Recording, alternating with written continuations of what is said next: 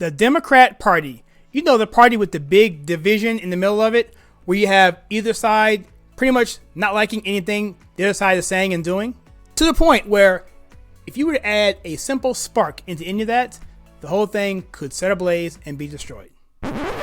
What, you think I'm talking about today? No. Well, maybe. No, but I'm really talking about the election of 1860, and this is the election that brought forth President Abraham Lincoln.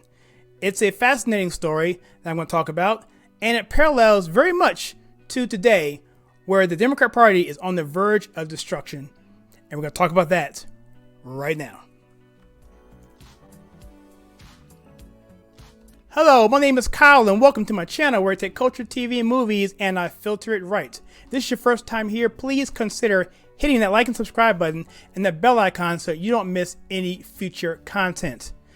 And like I said in my introduction, this is going to be a story not of Bernie Sanders per se, but it is going to be a situation where we'll come back to the state of the Democrat Party, where it is, and how it relates to the election of 1860. So before we get into that, I want to say that the election of 1860 was a very, very volatile time for this country. It was very pivotal, and it was probably one of the most important elections in the history of this country. And so before I get into that particularly, I'm going to go back a little bit and tell you why this was such a crazy time and why it was such a volatile time and such a dangerous time to be an American, because both sides of this country were really, really hostile towards one another. And this kind of kicked off a blaze really in 1859, where a gentleman by the name of John Brown was captured in Harper's Ferry trying to lead a slave revolt in Virginia, which is now West Virginia, in Harper's Ferry. He was tried and hanged, but what that was a powder keg of sympathy that came to his effort, because he was trying to free the slaves at a time when abolition was at an all-time high. And the South was aware of these sorts of things, but it had been black people doing it before, like a Nat Turner. This is the first time where we see a white person risking his life to free slaves. And this really keyed the South into feeling that, well, not only are we being an attack from the North, who was trying to infringe upon our rights because of the population growth that was happening and the representation that was in Congress, they felt that they were no longer going to be a viable power to have their own destiny put forth on their own terms. They were afraid that they were going to be infringed upon. And so there is a brand of people at this time of United States history by the name of fire eaters. And the main one at this time was named William Yancey. And William Yancey was a fire eater, and these people were agitators. They were people who were not only pro-slavery in the South, they were also pro-expansion of slavery. They also felt that they had an unlimited right to slavery. You can move slaves anywhere you want. It was going to be a wide open acceptance and push of slavery in the South and also out west in federal territories. Well, this brand of people went through a barnstorming in the fall of 1859 and into the summer of 1860, and they were campaigning. And so they were going to go to the convention, the Democratic Convention in Charleston, South Carolina, which was not an area for debate. It was an area that was a hotbed of Southern sympathy, especially in terms of states' rights and expansion of slavery out west. And so at this convention, the fire eaters basically told the National Party, we have a platform that we want you to go with. And they called it the Yancey platform. This platform was what I just said. It was going to expand slavery to the federal territories. Now, here's the other side to this. There was also a gentleman by the name of Stephen Douglas, who was very famous at the time because he was a senator in Illinois. He actually beat Abraham Lincoln, and that he was the main proponent of what we call popular sovereignty. Now, he was a Northern Democrat, and Northern Democrats were not going to be on board with the Yancey platform with expanding out west. They were not for that. That was too radical for them. In fact, even Stephen Douglas said, look, we want popular sovereignty, which basically says the states can choose for themselves what they want to do. And that is only predicated on what the Supreme Court said. So at the convention, William Yancey presented his platform to the Democrats. They rejected it because they were not going to go with that expansion out west with slavery. They were only going to deal with popular sovereignty within the Douglas Plan. Well, they had a vote, and the vote was that the Douglas Plan won across party lines because the Northerners had more votes. But the Southerners had put a clause in the bylaws of the Democrats that you need 2/3 majority to pass any sort of resolution or any kind of platform, because that was protection for them, because they knew that they would always lose if it came down to a straight up and down popular vote. Well, they did 57 ballots. Nothing came of that. They decided, you know what, let's table this. We'll reconvene in Baltimore several weeks later. Well, the Republicans knew very much about this, and they decided to have their convention in Chicago. And so they understood what was happening with the Democrat Party.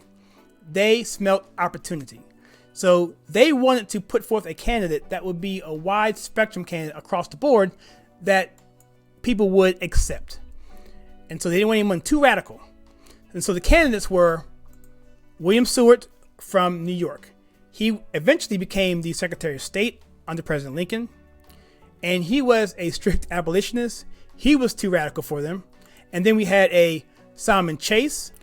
Chase was also a pro-abolitionist, so he wasn't going to work either. And so they said, okay, well, what about this guy named Bates? Edwin Bates from Missouri. And he was out simply because he was on the other side of it, and he wanted and was okay with expanding slavery to the West. So none of these candidates were going to work for anyone. And so what ended up happening was there's a gentleman from Illinois. I mentioned him before. His name is Abraham Lincoln. Again, he actually lost in a senatorial race to Stephen Douglas of the Democrats, who happened to be right now the moderate within the Democrat Party. And so he was the fourth candidate that had any popularity or chance to become the presidential nominee for the Republican Party. And so what Lincoln did was he had a really, really smart team. And they basically went on the convention floor of the Republican convention in Chicago around to the different candidates, delegates, and said, look, I know Chase or I know Seward or I know Bates is your number one choice, but how about you choose Lincoln as your second choice if your candidate doesn't win? And so they went around and basically did that sort of thing and hodgepodged, because Lincoln was the perfect candidate. He was absolutely a moderate. He was not for the expansion of slavery, which is perfect for the Northern abolitionists, but he was also not going to outright abolish slavery because he felt that it was part of the Constitution and the law of the land. That wasn't his place. The Republicans knew, and they were very upbeat by this, that if they could just get the votes that they got in the previous election, as well as Pennsylvania and either Illinois or Indiana, they would win the White House. And mind you, the Republican Party was still extremely new at this time, and so there's a lot of excitement at this convention. So on the third ballot, Abraham Lincoln became the nominee for the Republican Party for President of the United States. And we all know what ended up happening from that. Of course, he won, and the rest is history. And so this is an example of how party division can cause major craziness. We see this again when Taft and Roosevelt, when he ran again for president with the Bull Moose Party, basically led the way for President Woodrow Wilson.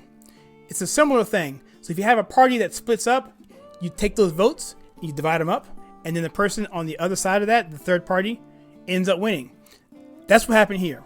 And so what's interesting today is that the Democrat Party has the faction of the Bernie Sanders socialists, communists, versus the establishment Democrats, which, quite frankly, aren't that far from that. But they're a little bit too radical for even these people. And so with that, we're seeing a really interesting dichotomy here. We're seeing a situation where Mike Bloomberg, looks like he's going to buy the election.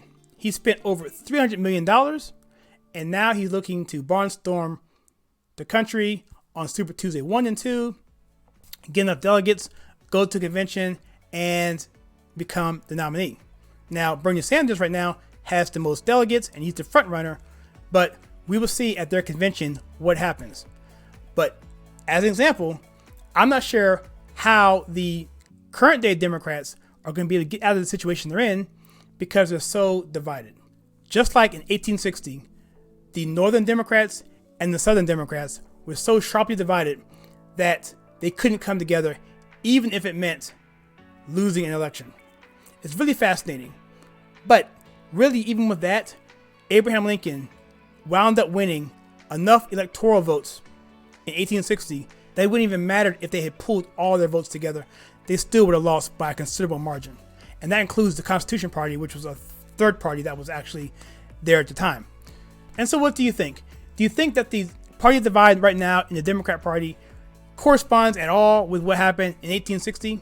If so, let me know in the comments below.